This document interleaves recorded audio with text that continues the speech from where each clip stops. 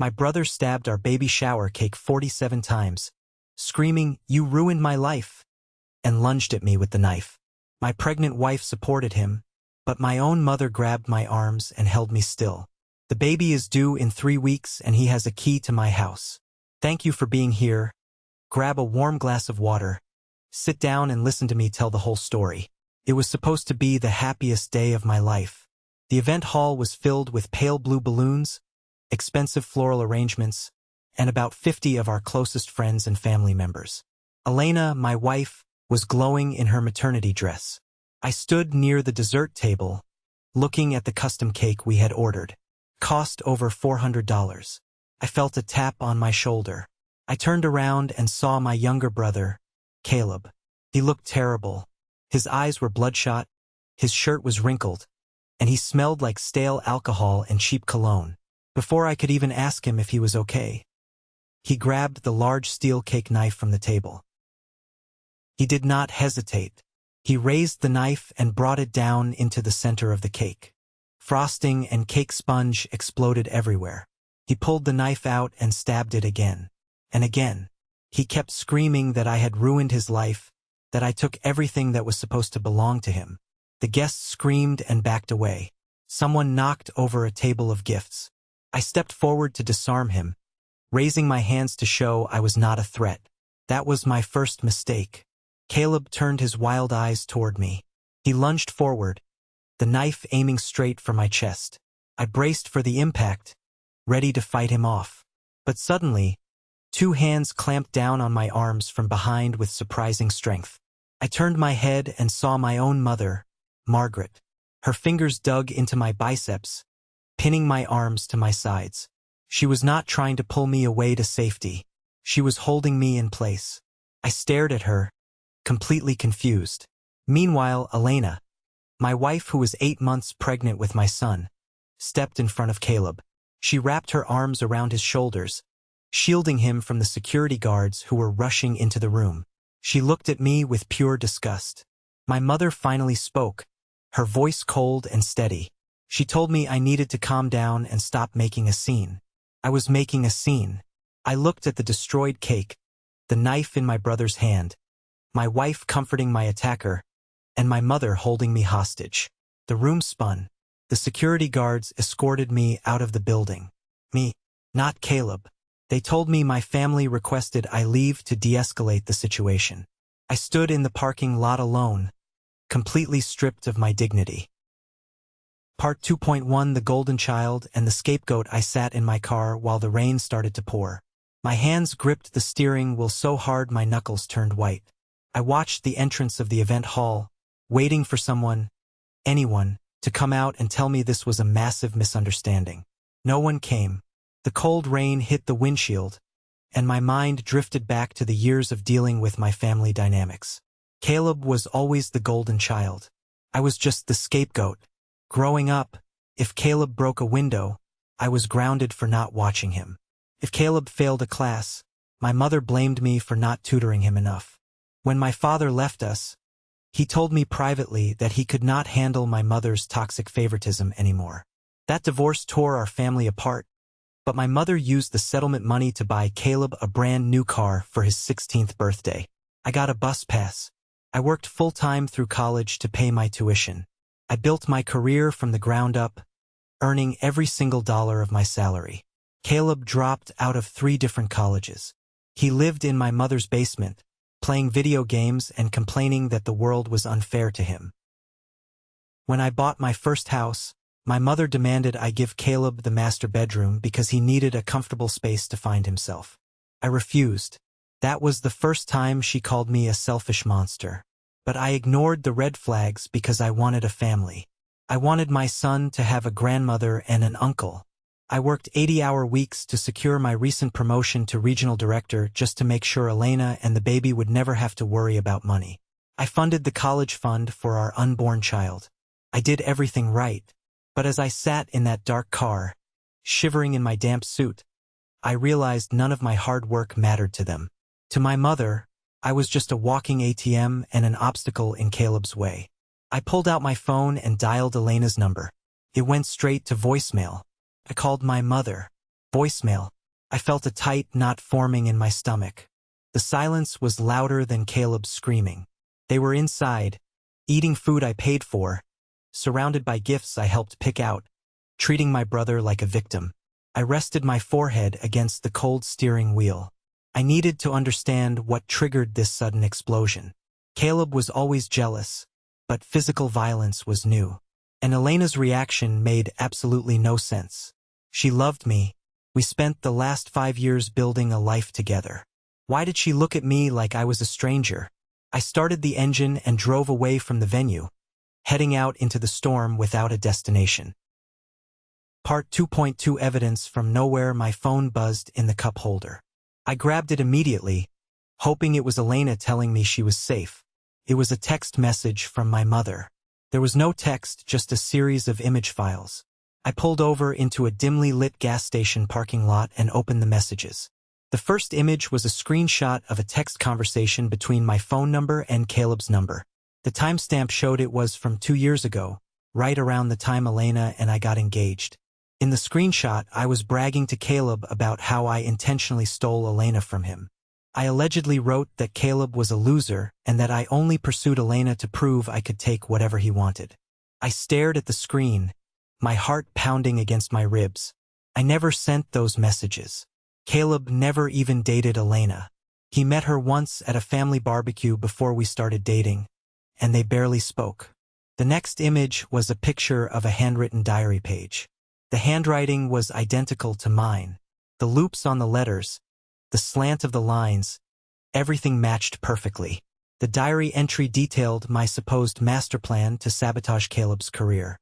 It talked about how I secretly called his employers to get him fired so he would stay dependent on our mother. It described my deep hatred for him and my joy in watching him fail. My breathing grew heavy. The knot in my stomach turned to pure nausea. I scrolled through 5 more images. More texts, more diary pages. All painting me as a manipulative, sociopathic monster who spent years systematically destroying my own brother. A final text message from my mother came through. It read, "We found your diary in the attic last week. Elena knows everything now. Do not come home. Caleb is staying with her to make sure she is safe from you." I locked the car doors. I felt like I was losing my mind. How did my handwriting get on those pages? How did my phone number appear on those texts? Someone went through extreme lengths to fabricate this evidence. And my own mother delivered it to my wife.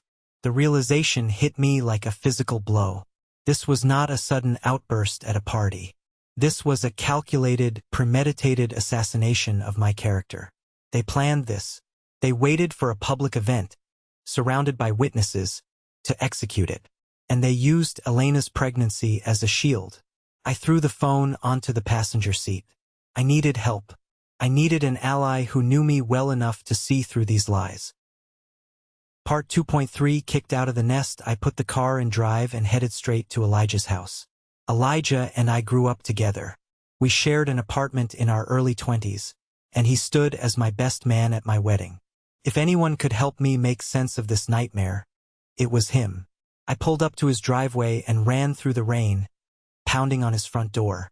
His porch light flicked on, and he opened the door wearing sweatpants and a t-shirt. His wife, Sarah, stood behind him. They saw my soaked clothes and my pale face and immediately pulled me inside. Sarah handed me a towel while Elijah guided me to the kitchen island. I poured myself a glass of water, my hands shaking so badly I spilled half of it on the counter. I told them everything. I told them about the cake, the knife, my mother holding me down, Elena protecting Caleb, and the terrifying fabricated evidence on my phone. Elijah listened in complete silence. He did not interrupt. He did not judge. When I finished, I handed him my phone to look at the screenshots. Elijah is a senior software engineer. He knows technology better than anyone I know. He zoomed in on the text screenshots, his eyes narrowing. He pointed at the top corner of the image. "Look at the battery icon," he said, his voice flat. "It shows 50%. But in the next screenshot, supposedly taken 2 minutes later, the battery is at 90%. You do not gain 40% battery in 2 minutes unless you are plugged into a supercharger. and even then it is highly unlikely. He swiped to the next image. And look at the text bubbles. The pixelation around the edges of the words does not match the background. This was made using a fake text generator app. Mason. It is sloppy work.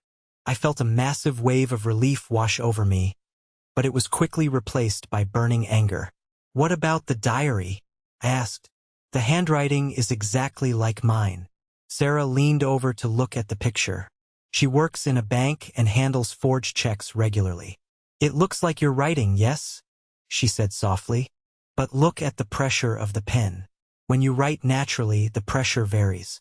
These strokes are uniform, thick, and perfectly consistent.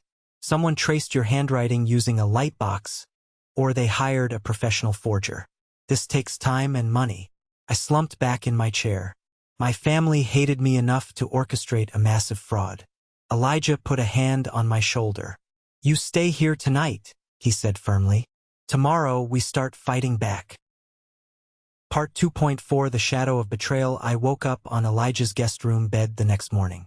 The sunlight filtering through the blinds felt aggressive. I grabbed my phone and opened my banking app. I wanted to check the balance of our joint checking account to make sure the mortgage autopay went through. A red error message popped up on the screen. Incorrect password. I tried again. Blocked. My heart dropped. I quickly logged into the separate savings account where we kept the college fund for our son. That password was also changed.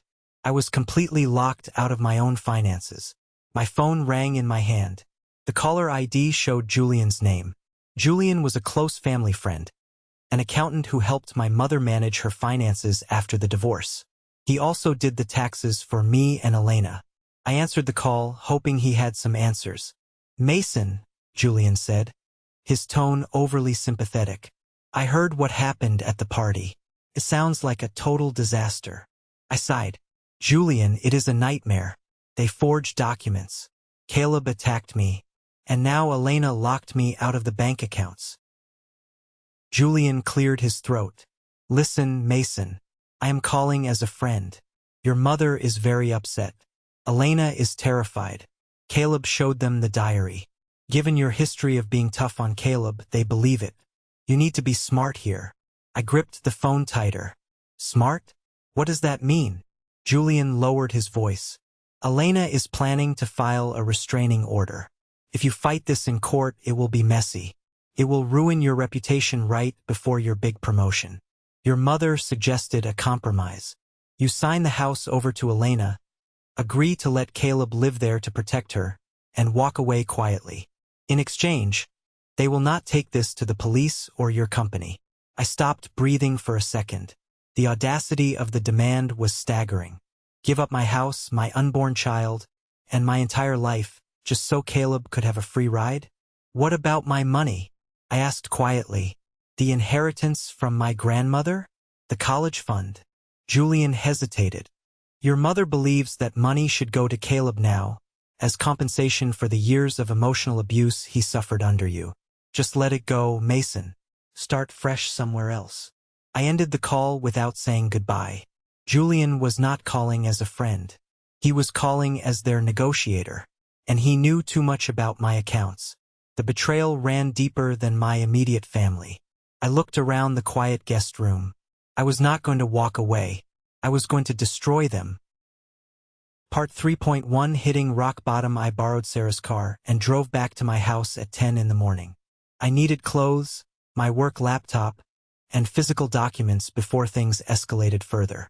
I parked down the street and walked up my own driveway like a criminal.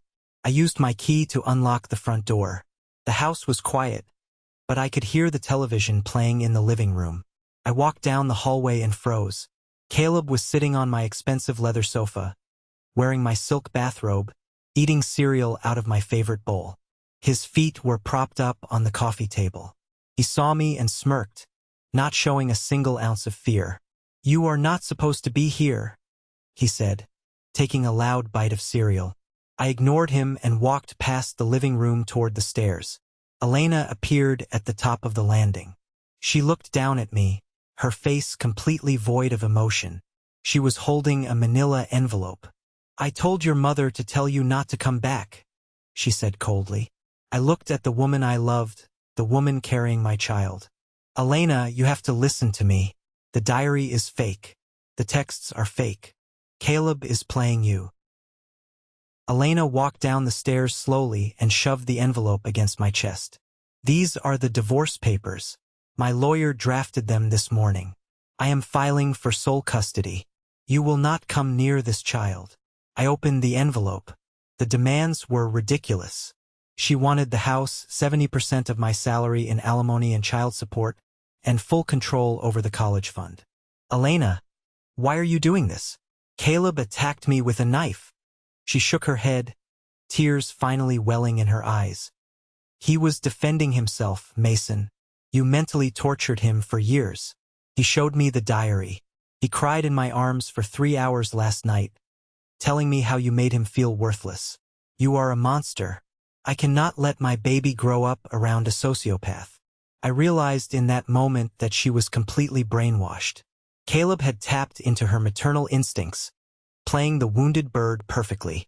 She preferred the lie over the reality because it gave her a reason to feel morally superior. I looked at Caleb, who was now leaning against the doorframe, a smug grin on his face.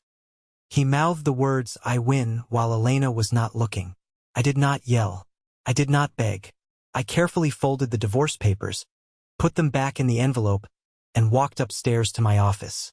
I packed my laptop, some suits, and a folder containing my personal tax returns and property deeds. As I walked out the front door, I looked at Elena one last time. You made your choice, I said quietly. Then I walked away. Part 3.2 Striking back from the shadows, I sat in my office at work with the door locked. The shock was fading, replaced by a cold, calculating focus. I was not going to be a victim. I pulled out my phone and dialed the number for a private investigator named Gabriel. I used his services years ago to run background checks on a high-level executive hire for my company. He was discreet, ruthless, and expensive. We met at a diner 2 hours later. I handed him the printed screenshots of the fake texts and the diary. I also gave him Caleb's full name, address, and social security number, which I still had from when I co-signed a student loan for him years ago. I need to know everything about my brother, I told Gabriel. Where he spends his time, who his friends are, and his financial status. Leave no stone unturned. Gabriel took the file, barely looking at it. You will have a preliminary report in 48 hours. Next, I called the local police precinct. I specifically asked for Officer Dillon, a guy I played in a weekly basketball league with. I met him at the station and filed a formal report regarding the assault at the baby shower. Officer Dillon took notes, looking concerned. Mason, your family already filed a preemptive report claiming Caleb was having a mental health crisis provoked by your aggressive behavior. They have witnesses from the party saying you stepped toward him aggressively first. I smiled grimly. They thought they covered all their bases. They forgot one thing, I said, pulling a flash drive from my pocket. 2 months ago, Elena asked me to install a hidden security camera in the hallway outside the event hall because she was worried about package thieves stealing baby gifts during the shower setup. I synced it to my private cloud account. I plugged the drive into his computer. We watched the footage. The angle clearly showed the dessert table through the open double doors. It captured Caleb grabbing the knife, stabbing the cake, and lunging directly at me completely unprovoked. It also captured my mother grabbing my arms, holding me helpless while he attacked. Officer Dillon let out a low whistle. This changes everything. This is aggravated assault with a deadly weapon. And your mother could be charged as an accomplice. I nodded. Do not arrest him yet. I need a few more pieces of the puzzle first. Keep this evidence secured. I walked out of the precinct feeling the first surge of real power. The trap was starting to take shape. Part 3.3 The Money Trail. I headed back to Elijah's house. When I walked in, he was sitting at his kitchen table surrounded by 3 different monitors, typing furiously. I told you I was going to help, he said without looking up. I ran a deep recovery program on your personal email server. You know how Julian does your taxes? You gave him access to your primary email account 2 years ago to retrieve some digital receipts. He never logged out. I pulled up a chair, my pulse quickening. What did you find? Elijah clicked a button, bringing up a massive spreadsheet. Julian has been setting up forwarding rules. Any email containing the words schedule, flight, bonus, or bank statement was automatically forwarded to a burner email address, and I traced the IP address of that burner email directly to Caleb's laptop. Julian was the mole. He was feeding Caleb my financial information and my daily schedule for months. It made perfect sense. It was how Caleb knew exactly when to strike. My phone rang. It was Gabriel, the private investigator. "You owe me a bonus," Gabriel said, his voice gravelly. "Your brother is drowning in garbage. He has a severe gambling addiction. He frequents illegal underground poker games across state lines. He owes a local loan shark over $200,000. I rubbed my temples, the pieces falling into place rapidly. "Where is he getting the money to stay alive?" I asked. Gabriel sighed. "That is the worst part. He has power of attorney over your mother's accounts. He completely drained her retirement fund and took out a massive second mortgage on her house. Your mother is functionally bankrupt, and she does not even know it. Or maybe she does, and she is trying to help him find a new source of cash. Like you." The realization hit me hard.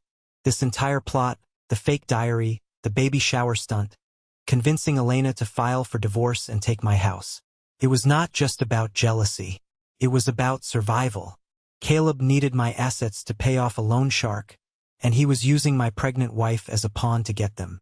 He was going to sell my house out from under Elena the moment he had control. I thanked Gabriel and hung up. The game had completely changed. This was a financial heist disguised as a family drama. Part 3.4. The reluctant witness. Gabriel gave me one more lead before he hung up. Caleb had a roommate named Robert up until 6 months ago. Robert kicked Caleb out because Caleb stole his rent money to gamble. I found Robert working a late shift at a local auto parts store. He was a skinny guy with nervous eyes, standing behind the counter sorting spark plugs. I walked in right before closing time and locked the glass door behind me. I flipped the open sign to closed. Robert looked up, startled. "Hey, we are closed," he said, reaching for the phone. I stepped up to the counter, placing my palms flat on the glass. "Robert, my name is Mason. I am Caleb's older brother." Robert dropped his hand, his face draining of color. "I do not owe him money," he stammered. "He owes me." I pulled out a $100 bill and slid it across the counter. "I am not here to collect debts. I am here for information. Caleb forged a diary and some text messages to ruin my life. I need to know how he did it." Robert looked at the money, then at me. He was sweating.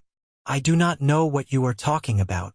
I leaned in closer, dropping my voice to a dangerous whisper. "Robert, the police already have video evidence of Caleb committing a felony assault. When they arrest him, they are going to take his laptop. They will see the search history. They will pull the IP logs. If you helped him, even a little bit, you go down as an accessory to fraud and extortion. Tell me what you know, and I leave your name out of my police report." Robert swallowed hard. He looked at the door, then back at me. He shoved the money into his apron pocket. "He used the dark web," Robert whispered rapidly. "He found a freelancer who specializes in document forgery. Caleb sent the guy a dozen old birthday cards you wrote to your mom to use as a handwriting sample. The guy charged him $5,000 for 20 pages of a fake diary. Caleb bragged about it to me when he was drunk. I pulled out my phone and hit stop on the voice recorder app one had running in my pocket. I played the last 5 seconds back to him. Robert's eyes widened in horror. "You have what you need," I said coldly. "Do not warn him. If you call Caleb, I give this recording to the detectives tonight." Robert nodded frantically, backing away against the shelves. I walked out of the store, the digital confession secured in my pocket. Part 3.5. The first cut. It was time to take my life back. The next afternoon, Gabriel informed me that Caleb, Elena, and my mother were at a lawyer's office, likely discussing the divorce and the strategy to steal my assets. Their meeting was scheduled to last 3 hours. I drove to my house with a professional locksmith I hired at a premium rate. The locksmith did not ask questions. He just went to work. In less than 40 minutes, he replaced the front door lock, the back door lock, the garage door code, and the side gate padlock with high-security smart lock systems that required my fingerprint to open. While the locksmith worked outside, I went inside. The house smelled like Caleb's cheap cologne. It made me sick. I unpacked a box of miniature, high-definition hidden cameras I bought online. I placed one inside the smoke detector in the living room, one inside a decorative plant in the hallway, and one pointing directly at the front porch. They were synced to my phone, recording audio and video to an encrypted cloud server. Then I walked into the kitchen and sat at the island. I opened my laptop and logged into my banking portal. I had spent the morning working with the bank's fraud department. Because my name was the primary account holder, and I provided proof that my passwords were changed without my IP address authorization, they locked down everything. I officially froze the joint checking account. I moved the entire college fund into a secure, single-signer trust in my son's name, inaccessible to anyone but me until he turned 18. Finally, I went to the credit card portal. Elena had 2 platinum credit cards tied to my primary account. I clicked the Report Lost or Stolen button on both cards. I watched the status change to inactive in bright red letters. I walked upstairs to my bedroom. Caleb had moved his clothes into my closet. My expensive watches were sitting on his makeshift nightstand. I grabbed a heavy-duty trash bag from the kitchen and threw everything belonging to Caleb into it. Clothes, shoes, video games. I dragged the bag down the stairs and tossed it onto the front lawn. I packed a few more bags of my own belongings, ensuring I had enough professional attire for the upcoming weeks. I walked out the front door, the new lock clicking solidly behind me. The house was secured. The money was protected. The evidence was gathered. Now, I just had to wait for the rats to realize the cheese was gone. Part 4.1 The Parasite's Fury. I was sitting in Elijah's living room drinking black coffee when my phone exploded with notifications. The hidden camera app alerted me to motion at the front door. I opened the live feed on my tablet. Elena, Caleb, and my mother were standing on the porch. Caleb confidently punched the old code into the garage keypad. It beeped an angry red error tone. He frowned, trying his physical key in the front door.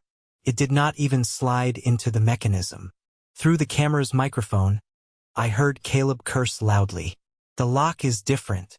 The key will not fit." Elena looked panicked, clutching her pregnant belly. "What do you mean? How did he change the locks? My name is on the deed too." My mother pushed past them, pounding her fists against the heavy oak door. "Mason, open this door right now. You cannot lock your pregnant wife out of her own house." I watched them scramble, their false sense of security shattering in real time. Caleb noticed the black trash bag sitting on the lawn. He ripped it open, his face turning purple with rage when he saw his belongings dumped like garbage. My phone started vibrating wildly. It was Elena calling. I let it ring. Then my mother called. I answered on the third ring, hitting the record button on my secondary device. "Mason, you miserable piece of trash!" my mother shrieked. "You let Elena inside right now, or I swear to God I will call the police." I kept my voice perfectly calm, leaning back in my chair. "You can call the police, Mother." But Elena moved her violent, unstable brother-in-law into my home while I was gone. As the primary homeowner, I secured the premises for my own safety. Caleb snatched the phone from my mother. "Listen to me, you arrogant prick," Caleb snarled. "You are going to transfer $50,000 to my account right now, or I am giving the diary and the text messages to your CEO. I will ruin your promotion. I will make sure you never work in this industry again." I smiled, the recording capturing every word of his extortion attempt.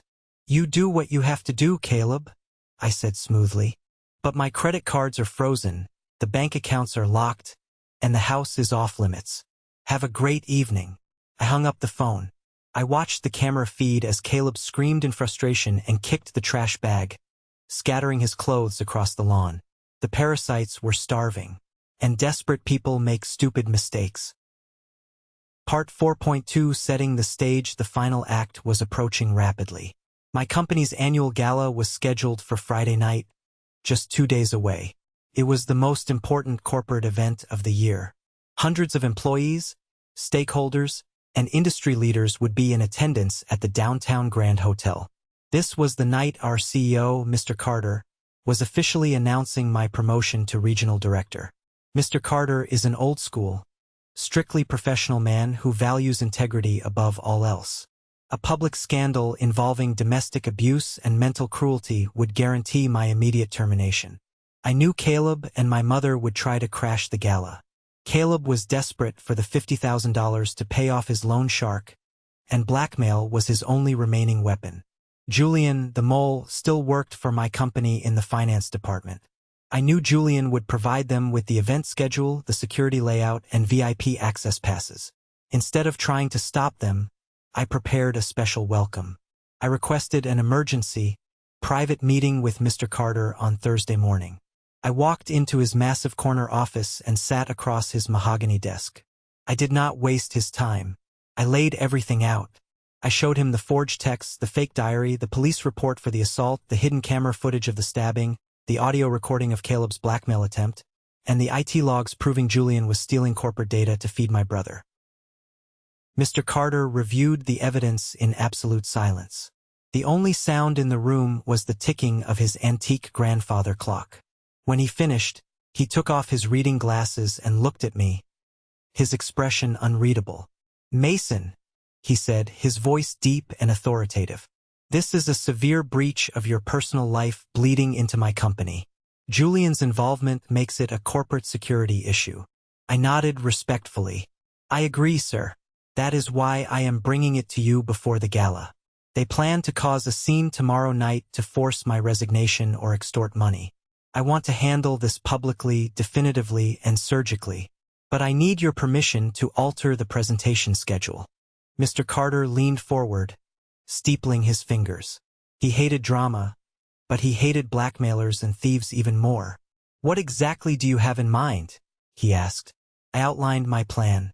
It was risky, bold, and highly unconventional. But it was the only way to clear my name completely in front of the entire industry and permanently destroy the narrative my family built. A slow, predatory smile crept across Mr. Carter's face. "The IT department will give you full access to the main ballroom's audiovisual system," he said. "Do not miss." I stood up and shook his hand. The stage was set. The trap was loaded. All I needed now was for the rats to walk into the spotlight. Part 5.1 The Gala Intruders. Friday night arrived with the crisp, biting chill of autumn in the air. The Grand Hotel, located in the heart of the downtown financial district, was a towering beacon of luxury, its massive crystal chandeliers casting a warm, golden glow over the grand ballroom. This was the absolute pinnacle of my company's corporate calendar, a night where industry leaders, major stakeholders, and top executives gathered to celebrate our annual achievements. I stood near the main stage, wearing a perfectly tailored dark charcoal suit, adjusting my silk tie. My heart was beating in a slow, steady, calculated rhythm. I was not nervous. I was entirely focused, like a hunter waiting in a blind. A few minutes earlier, I had watched our CEO, Mr. Carter, arrive at the main entrance. He tossed the keys of his immaculate silver Porsche 911 to the valet, adjusted his starched cuffs, and gave me a firm, knowing nod as he entered the lobby. He knew exactly what was coming. The room hummed with the sound of clinking champagne glasses and light jazz playing from a live band situated in the far corner. Mr. Carter stepped up to the mahogany podium, tapping the microphone twice to get everyone's attention. The room immediately fell into a respectful silence. He began his speech, talking about the company's record-breaking quarterly profits, the resilience of our workforce, and the critical importance of steady, reliable leadership in turbulent markets. He was just about to announce my highly anticipated promotion to regional director when the heavy, carved oak doors at the back of the ballroom slammed open. The sound echoed like a gunshot in a cathedral. Every head in the room turned instantly. There they were, Caleb, my mother, and Elena. They marched down the center aisle, their faces flushed with rehearsed, righteous indignation. Caleb was gripping a thick stack of papers in his right hand, his knuckles white. My mother looked around the room, her chin raised high, playing the role of the deeply concerned, heartbroken matriarch with Oscar-worthy precision. Elena trailed slightly behind them, holding her 8-month pregnant belly, tears already streaming down her face, ruining her makeup. The event security guards stationed at the door moved quickly to intercept them, reaching for their radios. But Mr. Carter simply raised his right hand, giving a subtle, sharp gesture signaling the guards to stand down. He looked at me. I gave him a slow nod. We were letting them dig their own graves in front of 300 witnesses. Caleb walked straight toward the front of the room, completely ignoring the shocked whispers and gasps of the powerful people surrounding him. He bypassed the side stairs and stepped aggressively onto the lower tier of the stage, pointing a trembling finger directly at my chest. He snatched a spare microphone from a stand nearby, his breathing heavy and erratic through the speakers. "Listen to me." Caleb's voice blasted through the massive sound system, raw and desperately loud. "This man is a complete fraud. You are all standing here in your expensive suits, ready to celebrate Mason, but you have no idea who he really is. He is a violent, manipulative sociopath who has spent his entire life abusing his own family." The silence in the room was heavier than a concrete vault. Executives exchanged horrified, confused glances. High-profile investors lowered their drinks, their expressions turning to stone. Caleb turned his attention to Mr. Carter, waving the stack of papers wildly in the air. He forged documents to try and steal my inheritance. He mentally tortured me for years behind closed doors. He threw his pregnant wife out onto the street with absolutely nothing. I have his personal diary right here. I have text messages proving he is a monster. He does not deserve this promotion. He deserves to be rotting in a prison cell. My mother stepped forward into the spotlight, putting a dramatic hand over her heart. "It breaks a mother's heart to stand here and say this," she cried out, her voice pitching perfectly to maximize sympathy from the crowd. "But my oldest son is dangerous. He attacked Caleb just a few days ago at a family baby shower. He is unstable. We are here tonight to protect the reputation of this fine company before he destroys you too." Elena stood a few feet away, sobbing audibly for the crowd. "He locked me out of my own bank accounts," she wailed, leaning heavily against a cocktail table as if her legs could no longer support her. "He took the money we saved for our baby. He cut off my credit cards. He is trying to starve us out to force me into a divorce on his terms."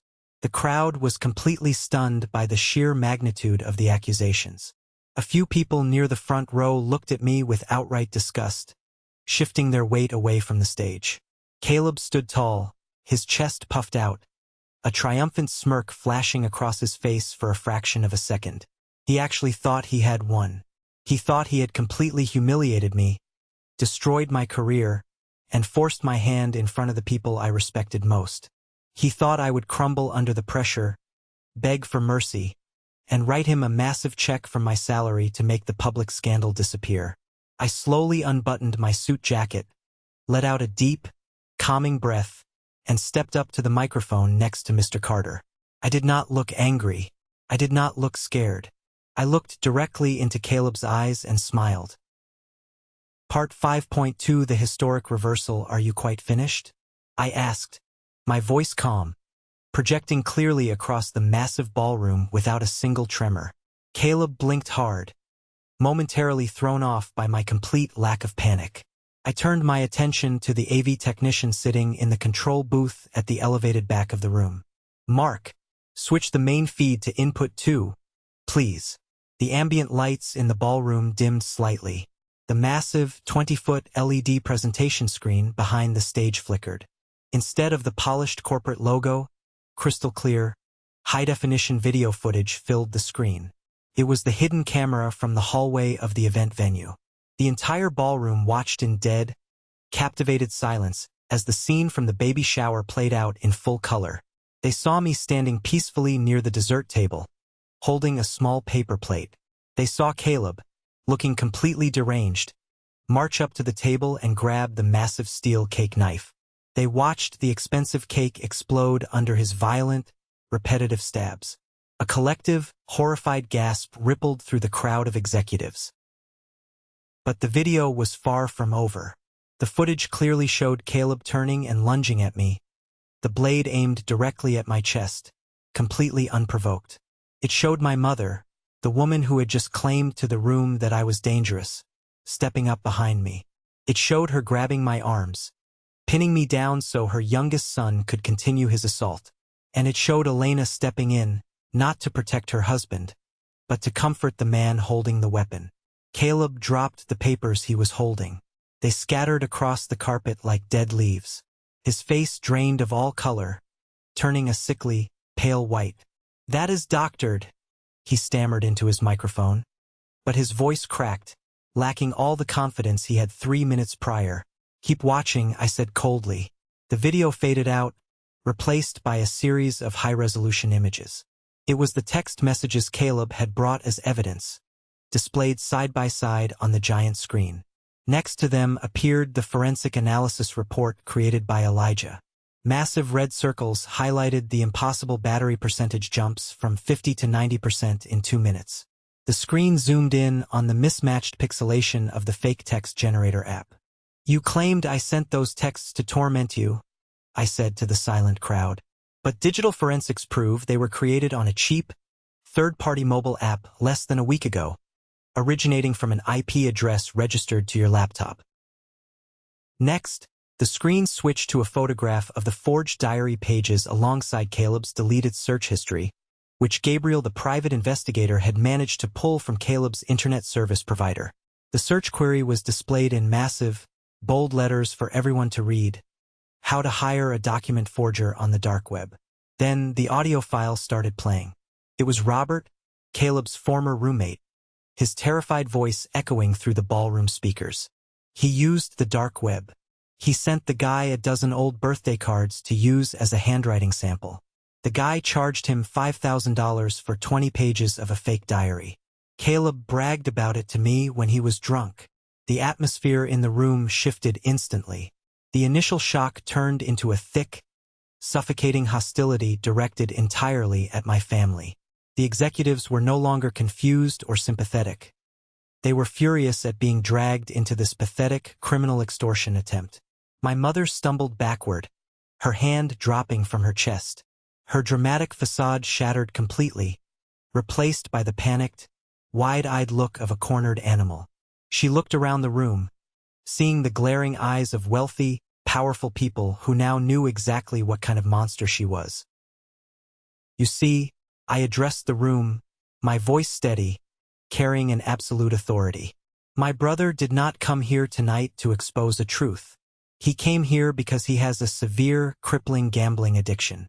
He frequents illegal poker games across state lines, and he currently owes a violent local loan shark over $200,000. I turned my body to face Caleb directly. The smirk was completely gone. He looked incredibly small, terrified, and violently shaking. "You thought you could walk into my professional world, humiliate me, and extort me for a massive buyout. You thought I would hand over my hard-earned salary and the deed to my home to save my corporate reputation." Elena was staring at the massive screen, her mouth hanging open.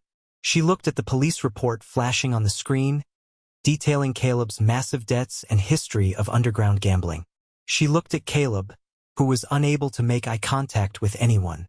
Her hands trembled violently as she realized the absolute depth of the lies she had blindly accepted. But the show was not over. I had one final card to play, the one that would ensure this toxic family structure was burned to the ground permanently, leaving nothing but ashes. "But the absolute worst part of this entire scheme," I continued, my voice dropping an octave, carrying a lethal weight, "is that you did not act alone.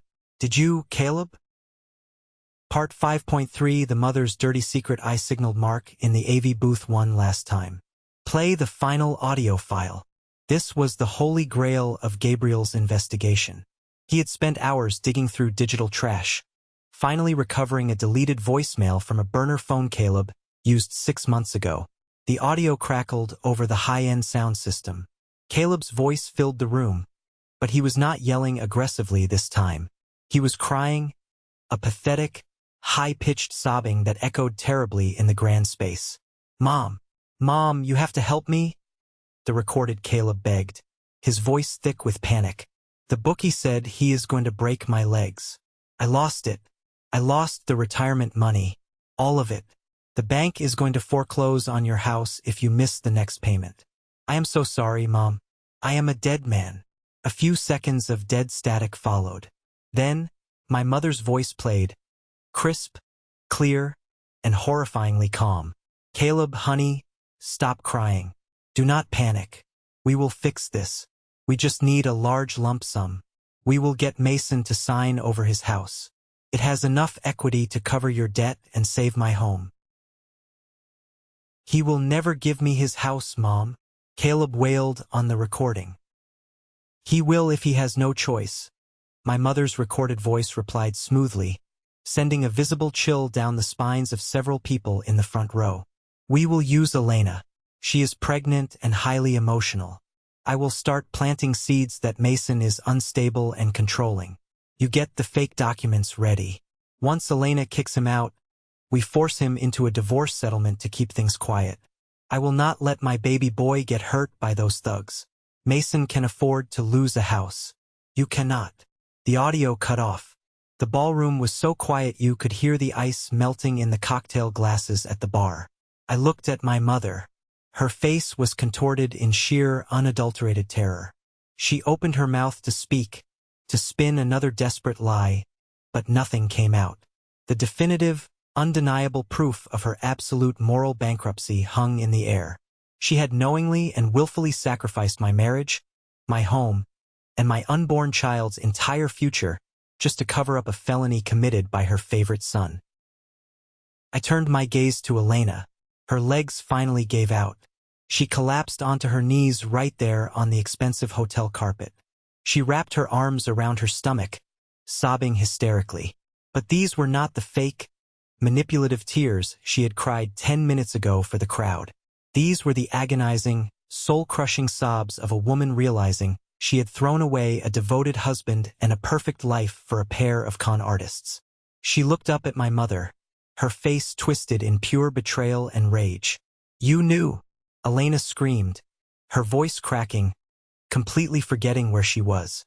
"You knew he was a gambling addict? You set my husband up? You told me he was crazy." My mother took a step forward, trying to reach out to her. "Elena, sweetheart, please understand. I had to protect my son. The men he owed money to are dangerous." "He is your son too," Elena shrieked, pointing a shaking, accusatory finger at me. "Mason is your son. How could you do this to your own blood? How could you do this to my baby?" Caleb took a step backward, looking frantically toward the exit doors. The realization of what he had done, and the fact that there was absolutely no escaping it now, finally crushed him. He dropped the microphone. It hit the wooden floor of the stage with a loud, painful feedback screech that made half the room wince and cover their ears. He turned and tried to run.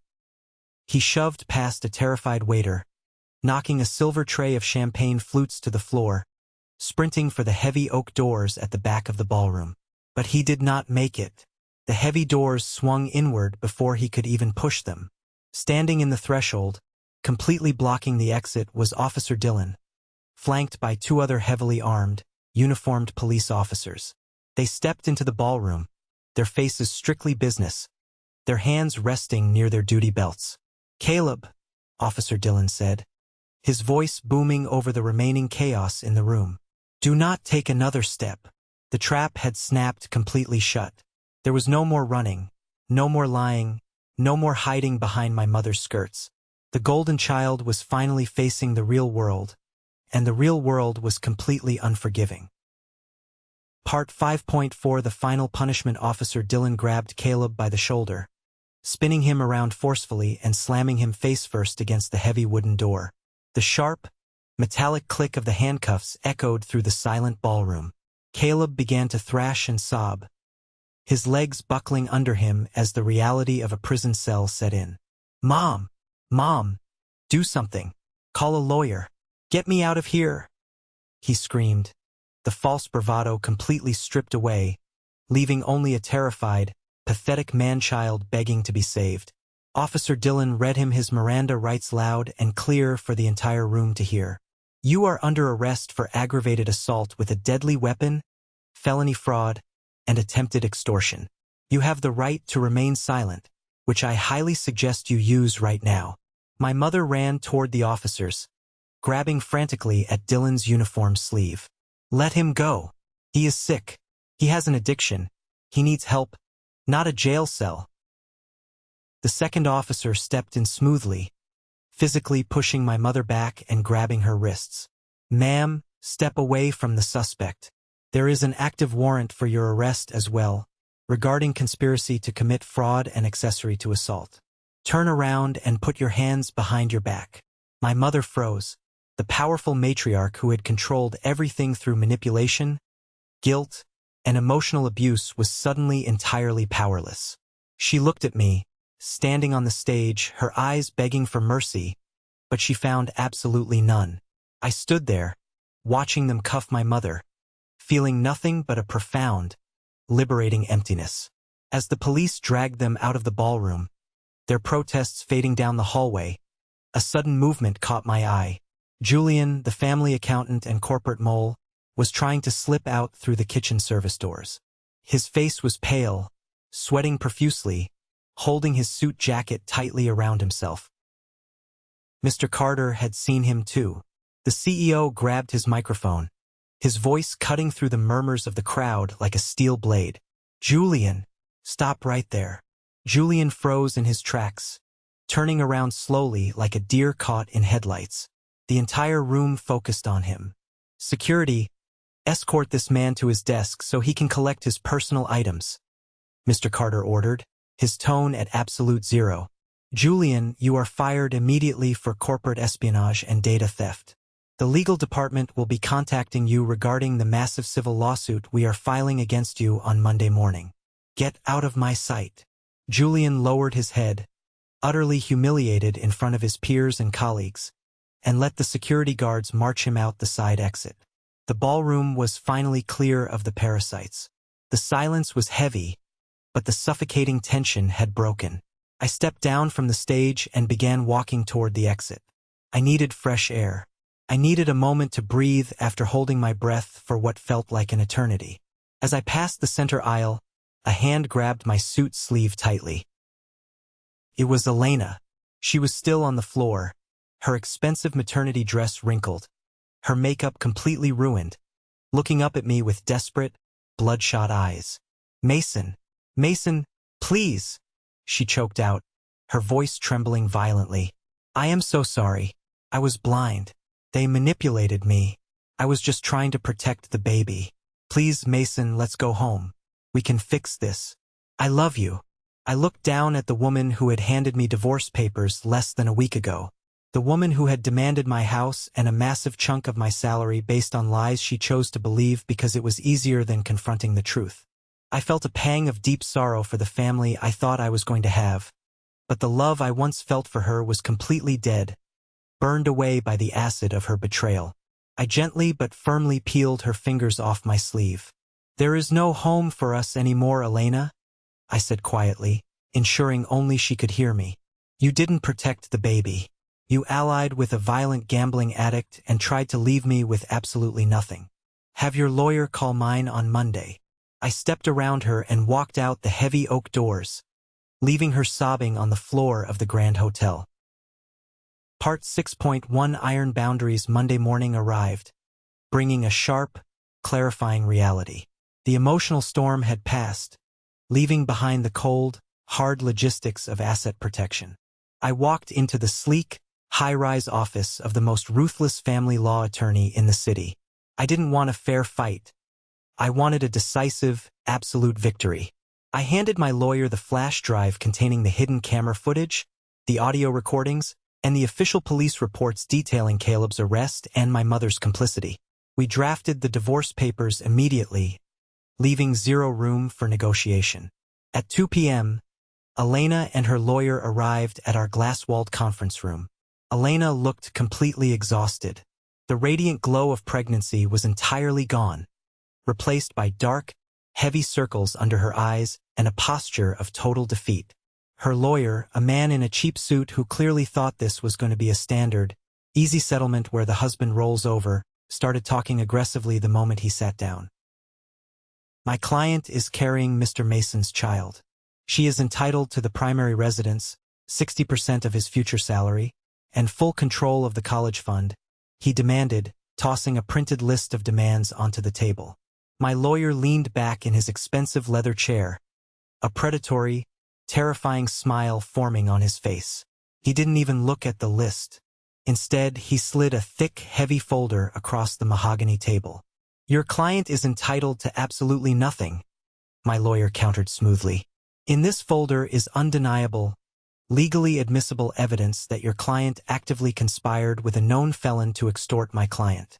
We have video of her comforting her brother-in-law mere moments after he attempted to stab my client with a deadly weapon. We also have banking logs proving that she attempted to steal my client's inheritance money by locking him out of his own accounts illegally. Elena's lawyer opened the folder, his eyes scanning the documents rapidly. The color drained from his face as he read the police transcripts and the IT reports. He looked at Elena, who was staring down at her lap, weeping silently, offering no defense. You didn't tell me about any of this, her lawyer hissed at her, realizing he had walked into a slaughterhouse. I leaned forward, resting my forearms on the table, looking directly at Elena. Here are the terms, I said, my voice leaving no room for argument or emotion. You sign the house entirely over to me today. You waive all rights to alimony and any portion of my salary.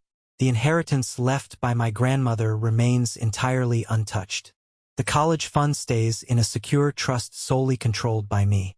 Regarding custody, we will share joint legal custody of the child on paper, but I will be the primary residential parent once he is born, given your proven lack of judgment in harboring a violent criminal in my home. If you fight this, my lawyer will hand these files over to the district attorney, and I will personally press charges against you as an accessory to extortion and fraud. Elena looked up, her lips trembling, her eyes wide with fear. Mason, I have nowhere to go. I don't have a job. How am I supposed to live?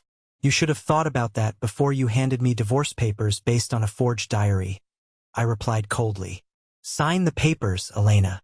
Her lawyer leaned in and whispered furiously into her ear, telling her she had absolutely no case, that a judge would eviscerate her in court, and that avoiding state prison was her absolute best option. With a violently shaking hand, Elena picked up the heavy silver pen and signed her name on the dotted lines, completely surrendering her claims. She walked out of the office with nothing but the clothes on her back. Later that afternoon, I finalized the restraining orders. A superior court judge granted permanent, ironclad orders of protection against Caleb and my mother. They were legally barred from coming within 500 feet of me, my home, or my place of work. I went back to my house, and walked through the quiet, empty rooms. The toxic energy was completely scrubbed clean. I stood in the nursery, looking at the freshly painted blue walls and the wooden crib I had built with my own 2 hands. The storm was over. I had protected my son's future, secured my assets, and excised the cancer from my life. It was time to start over. Part 7.1 Rebuilding the Empire 1 year later. The crisp autumn air felt entirely different this time. It didn't carry the scent of betrayal or impending disaster. It felt like pure, unadulterated freedom. I pulled into the wide, freshly paved driveway of my home. The twin-turbo engine of my new, deep sapphire blue Porsche Panamera purring smoothly before I cut the ignition. I stepped out of the car, adjusting the cuffs of my bespoke suit. The promotion to regional director had come through the Monday following the gala, exactly as Mr. Carter had promised. With the toxic dead weight of my family finally gone, my career had absolutely skyrocketed. My salary had doubled, allowing me to invest heavily in real estate and secure a financial future I had only dreamed of as a broke kid taking the city bus.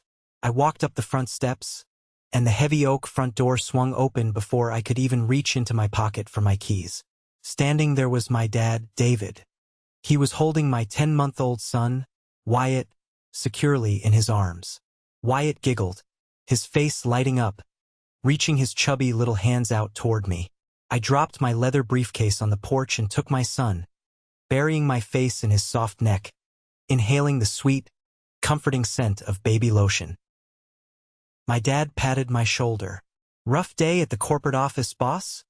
he asked with a warm, genuine smile. "Never a rough day when I get to come home to this," I replied, bouncing Wyatt on my hip. When the truth about the gala exploded in the media and through the family grapevine, word reached my dad down in Florida. He had booked a flight and flown up immediately. We spent long, quiet nights talking on the back porch, drinking beers, and unpacking years of deep trauma caused by my mother's manipulation. He apologized for leaving me behind with her, explaining how she used the legal system to push him away, and I finally forgave him. He moved into the guest room permanently to help me raise Wyatt. Having a real father figure around, not just for Wyatt but for me, was the ultimate healing process I never knew I needed. We walked into the bright, renovated kitchen. Elijah and Sarah were sitting at the massive granite island, eating pizza they had just ordered from our favorite local spot. Elijah raised a slice in greeting. "I upgraded the firewall on your home network today," he announced proudly. "Military-grade encryption. No one is getting into your digital life ever again." "Thanks, brother," I smiled, grabbing a slice of pepperoni. This was my real family, a house filled with laughter, loyalty, and absolute, unwavering trust. We didn't share the exact same bloodline, but we shared the same core values. I looked around the room, feeling a deep, profound sense of gratitude. I had built an empire, not just of wealth and career success, but of genuine peace. Every single night, I went to sleep knowing my son was safe. His college fund was growing exponentially in a protected trust, and his future was shielded from the chaos I grew up in. Part 7.2 The Ruins of Lies. As for the architects of that chaos, the universe has a very efficient, ruthless way of balancing the scales of justice. Caleb's criminal trial was short, highly publicized locally, and brutal. Without the stolen money to afford a high-priced defense lawyer, he was assigned an overworked public defender who strongly advised him to take a plea deal immediately. Caleb pleaded guilty to felony fraud and aggravated assault with a deadly weapon. The judge was not sympathetic to his performative tears in the courtroom. Taking his history of illegal gambling and extortion into account, the judge sentenced Caleb to 5 years in state prison without the possibility of early parole. The golden child was finally forced to wear a cheap orange jumpsuit that matched his real worth, completely isolated from the mother who had enabled him his entire life. My mother's fate was a different kind of prison, one she built brick by brick. She avoided actual jail time by taking a plea deal, cooperating with the authorities, and turning over all the financial documents proving Caleb's theft. She threw her favorite son under the bus to save her own skin. However, the bank showed absolutely no mercy. Without my money to constantly bail her out, they foreclosed on her house within months. The massive debt Caleb racked up wiped out whatever meager assets she had left. Last I heard from a distant relative, she was living in a tiny, one-bedroom subsidized apartment across town, completely alone. Her friends abandoned her after the gala scandal, and she had no one left to manipulate or control. Julian, the treacherous accountant, faced total ruin. Mr. Carter followed through on his promise. The corporate civil lawsuit bankrupted Julian, stripping him of his professional licenses. He currently works the night shift at a logistics warehouse, unable to find work in finance ever again. And Elena. A few weeks ago, I received a thick, handwritten letter in my locked mailbox. I recognized her handwriting immediately. I sat on the back porch, watching my dad play with Wyatt in the grass, and opened the envelope. The letter was a long, rambling confession of deep regret. Elena admitted that she was living in a rundown studio apartment in a bad neighborhood, working 2 minimum-wage retail jobs just to survive. But the most revealing part was her admission of guilt. "Deep down, I think I always knew Caleb was lying," she wrote, her ink smudged by tears. I saw the inconsistencies. I knew you were a good, honest man, but your mother made me feel so special, so included in her little drama. I liked feeling like the savior, the victim, the center of attention. I let my ego and my selfishness blind me to the fact that I was destroying the only man who ever truly loved me. I wake up every single day knowing I threw away a perfect life because I wanted to play a tragic role in a fake story. I didn't feel angry reading her desperate words, nor did I feel an ounce of pity. I just felt a cold, objective closure. I folded the letter, walked over to the barbecue grill, and dropped it into the burning coals. I watched the paper turn black, curl up, and turn to ash, carried away by the autumn wind. The past was finally completely dead. Part 8.1 The Father's Promise. The sun began to set, painting the sky in deep, beautiful shades of purple and burnt orange. The air grew chilly, so my dad took the empty pizza boxes inside, leaving me alone on the back porch with Wyatt. My son was getting sleepy, his heavy head resting warmly against my chest, his tiny fingers clutching the fabric of my dress shirt. I sat down in the wooden rocking chair, moving back and forth in a slow, rhythmic motion. I looked out over the manicured lawn, thinking about the incredible, grueling journey of the past year. I remembered sitting in my car in the freezing rain after the baby shower, completely broken, stripped of my dignity, my home, and my family. I had been standing at the absolute edge of an abyss, staring down into the terrifying darkness of false accusations, potential ruin, and unimaginable betrayal. They had tried to bury me alive. They had tried to take my inheritance, my salary, my professional reputation, and my unborn child, all to feed a black hole of greed and deep-seated jealousy. But they forgot one crucial, fundamental truth. Pressure doesn't just destroy, it creates diamonds. The fire they started didn't burn me down. It forged me into something entirely unbreakable. I learned the hardest lesson a man can possibly learn. Family is not determined by DNA. Blood simply makes you related, but loyalty, respect, and mutual protection make you family. My mother and my brother shared my blood, but they were nothing more than parasites looking for a host. Elijah, Sarah, and my dad, they were my true family. They stood by me when the evidence looked incredibly damning. They helped me fight back when I was too exhausted to stand on my own 2 feet. I looked down at Wyatt's sleeping face. He looked so incredibly peaceful, completely untouched by the ugly, vicious war that raged before he was born. I placed my large hand gently over his small back, feeling the steady, reassuring rise and fall of his breathing. I promise you, I whispered into the quiet evening air, making an unbreakable vow not just to him, but to myself. You will never know what it feels like to be a scapegoat. You will never have to earn my love, and you will never have to protect yourself from the people who are supposed to protect you. I am your shield. I will guard your future, your mind, and your heart. And I will burn the entire world down before I let anyone hurt you. Wyatt sighed in his sleep, a tiny, contented sound that melted away any remaining tension in my shoulders. The porch light flicked on, casting a warm, inviting glow over us. I leaned my head back, closing my eyes, feeling the cool breeze on my face. The brutal battle was won. The empire was fully secured. And for the first time in my entire life, I was finally truly home. Thank you for sticking around and listening to my story. It was a dark, incredibly difficult chapter, but walking through that fire made me the father and the man I am today. I hope this resonated with you in some way, maybe reminding you that no matter how deep the betrayal goes, you always have the power to rebuild your life on your own terms. Have you ever found yourself in a similar situation, dealing with toxic family members or ultimate betrayal? I want to hear your thoughts in the comments. And if you've made it all the way to the end of this video, you belong to a very special group. Please comment the letter W below for winner. That is our secret code, the 1% Club, so I know exactly who the real winners are, the amazing people who stayed with me until the very last word.